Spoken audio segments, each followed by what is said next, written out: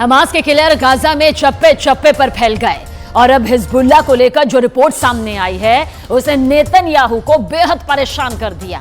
उत्तर Korea और Hezbollah के बीच पक्की दोस्ती देखकर नेतन्याहू के साथ बाइडेन को भी लग रहा है कि इस युद्ध में परमाणु बम की एंट्री हो सकती है।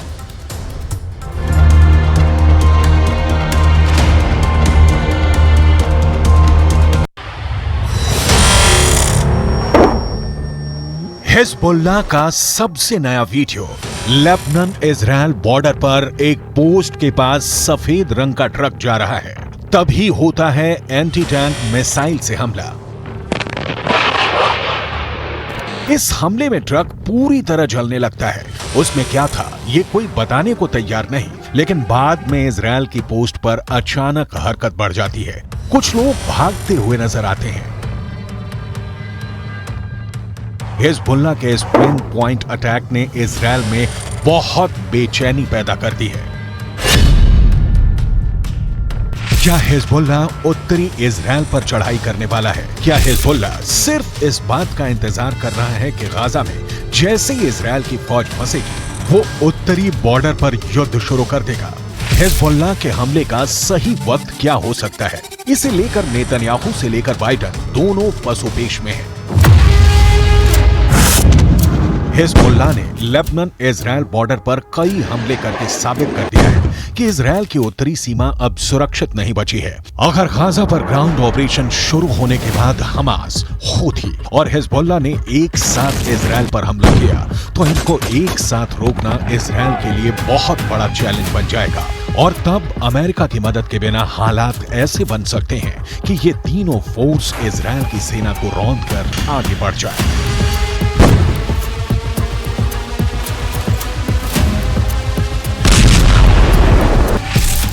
गाजा में हमास के लड़ाकों की तादाद 40 से 50 हजार के करीब है।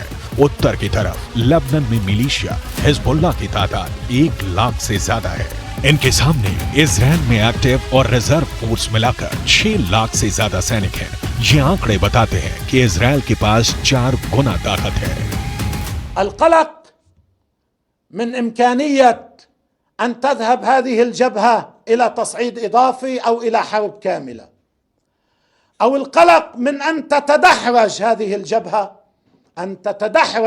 الجبهة إلى حرب واسعة، وهذا احتمال واقعي ويمكن أن يحصل، وعلى العدو أن يحسب له كل حساب।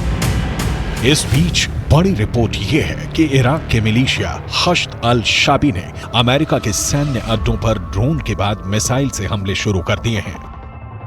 इन हमलों में सबसे खतरनाक मिसाइल का नाम है अल अक्सा 1। अल अक्सा 1 ईरान की फतेह 110 का ही एक नया वर्जन बताया जा रहा है। या कहें कि ईरान ने यह मिसाइल इराकी हिजबुल्लाह हश्द अल शाबी को सप्लाई की और उसने इसका नाम बदलकर अल अक्सा 1 कर दिया। यह ऐसी मिसाइल है जो हिजबुल्लाह के पास पहले से है। यह एक टैक्टिकल मिसाइल है जो छोटा परमाणु बम भी दाग सकती है। The barbarism is led by an axis of terror. The axis of terror is led by Iran. It includes Hezbollah, Hamas, Houthis, and their other minions. They seek to bring the Middle East and the world back to a dark age. They seek to torpedo, to derail any progress towards peace and the progress and the promise that we had in our budding peace treaties with our Arab neighbors. इसीलिए इस ballistic missile को लेकर अब सबसे बड़ा सवाल पूछा जा रहा है कि क्या हिजबुल्लाह के पास टैक्टिकल हमले के लिए परमाणु बम भी हो सकता है? ऐसा परमाणु बम जिससे कम दायरे में बड़ी तबाही मचाई जा सके। क्या हिजबुल्लाह के चीफ हसन नसरल्लाह ने यह परमाणु सीक्रेट अभी तक छुपा कर रखा हुआ है?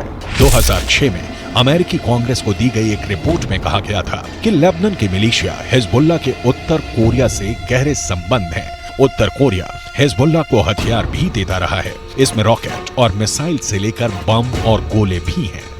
उत्तर कोरिया के लीडर किम जोंग उन को हिजबुल्लाह का बहुत बड़ा फैन कहा जाता है। उत्तर कोरिया ने फिलिस्तीन का भी हमेशा समर्थन किया है और अब दक्षिण कोरिया से ऐसी रिपोर्ट आ रही है कि जो रॉकेट हमास और हिजबुल्लाह इस्तेमाल कर रहे हैं उन पर मेड इन उत्तर कोरिया वाली छाप लगी हुई है। इनका लॉन्चिंग सिस्टम 2014 में ही उत्तर कोरिया से सप्लाई किया गया था। ऐसे रॉकेट हमास को भी मिले, हिजबुल्लाह को भी दिए गए। इसमें 122 मिलीमीटर का कात्यूशा रॉकेट भी है, जिससे हिजबुल्लाह ने उत्तरी इजराइल पर हमले तेज किए हैं। सवाल है, हिजबुल्लाह और किम जोंग उन का याराना डेंजर मार्क के ऊपर जा चुका है और क्या इसमें कोई परमाणु सीक्रेट भी छुपा हुआ है?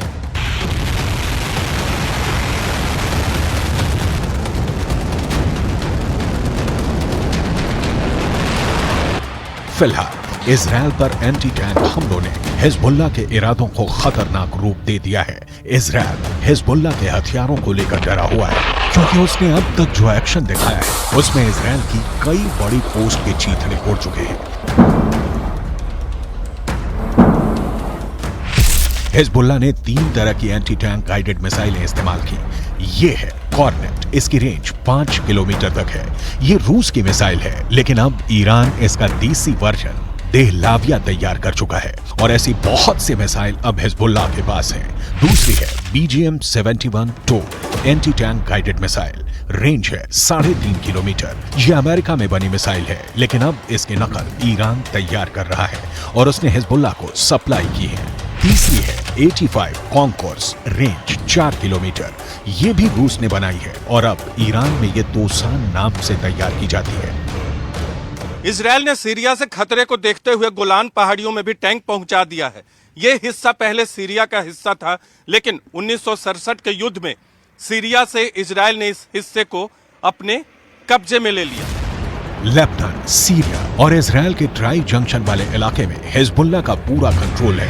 इजराइल पर वार करने के लिए उसको जो मिसाइल मिली है वो उसे ईरान से सप्लाई की जाती रही है और ऐसी मिसाइलों का हिजबुल्लाह के पास बहुत बड़ा जखीरा है। तीनों मिसाइल बहुत ही घातक है, लेकिन अब एक बड़ी मिसाइल का नाम सामने आ रहा है, वो है फतह 110।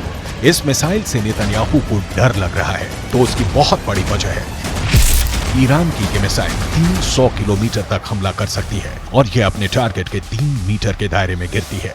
एक बैलिस्टिक मिसाइल का इतना सटीक होना बहुत बड़ी बात है और यही बात इजराइल को परेशान कर रही है। फतह 110 की 2 और खास बातें हैं, जिसकी वजह से इसे रोकने में इजराइल को बहुत मुश्किल आ सकती है। ये सॉलिड फ्यूल वाली मिसाइल है, ये कम वक्त में लॉन्च के लिए तैयार की जा सकती है और ये रोड मोबाइल है, यानी इसे कहीं से भी लॉन्च किया जा सकता है और फिर अपना ठिकाना बदलना बहुत आसान है। ما يجري على جبهتنا مهم جدا ومؤثر جدا. قد يبدو للبعض الذي يتوقع أو يطالب أن يدخل حزب الله سريعا في حرب شاملة وكاملة مع العدو قد يبدو ما يجري على الحدود متواضع. इजराइल के लिए इससे भी बड़ा खौफ क्या है, वो बहुत ध्यान से समझिएगा। बाइडन से लेकर नेतन्याहू को भी पता है कि फतह 110 मिसाइल को रोकना बहुत मुश्किल है, क्योंकि अमेरिका भी इस मिसाइल को रोकने में पूरी तरह फेल रहा है। अमेरिका को हमले की जानकारी तो मिल गई थी, इसीलिए उसके सैनिक आसपास अंडरग्राउंड हो गए थे। तब ईरान ने फतह मिसाइल का ही एक पुराना वर्जन इस्तेमाल किया था और अमेरिका के एयर डिफेंस सिस्टम इस मिसाइल को रोकने में नाकाम रहे थे। ईरान ने ऐसी करीब 20 मिसाइलें दागी थी। ये जहां गिरी वहां ऐसे ऐसे गड्ढे बने और 100 से ज्यादा अमेरिकी सैनिकों को धमाकों से गहरा सदमा पहुंचा था। देखा जाए तो इस वक्त पूरे पश्चिम एशिया में युद्ध की चिंगारी पहुंच चुकी है। इजराइल से लेकर गाजा तक, गाजा से निकली आग लेबनान तक पहुंच चुकी है। चिंगारी सीरिया और ईरान में भी नजर आ रही है और अब उत्तर कोरिया से मिले हथियार बड़ा खतरा बनते दिखाई दे रहे हैं। If they go strong, if they're not defeated, they will derail this process. They will imperil the entire Middle East. If the Middle East falls to the axis of terror, Europe will be next, and no one will be safe. This is not a local battle. This is a global battle. The paramount need is to defeat this axis. That battle is now being waged by us against Hamas in Gaza. There is no substitute for victory.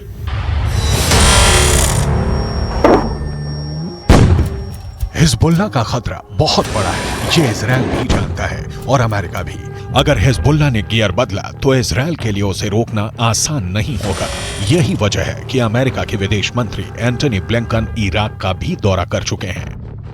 जब Blinken Iraq पहुंचे तो वो bullet proof jacket पहने हुए थे। Iraq में ऐसा खतरा बताता है कि अमेरिका इस वक्त वहां की मिलिशिया हश्द अल शाबी से भी घबराया हुआ है, क्योंकि ईरान समर्थित इस गुट ने अब इराक और सीरिया दोनों जगह अमेरिका के अड्डों पर हमले शुरू कर दिए हैं।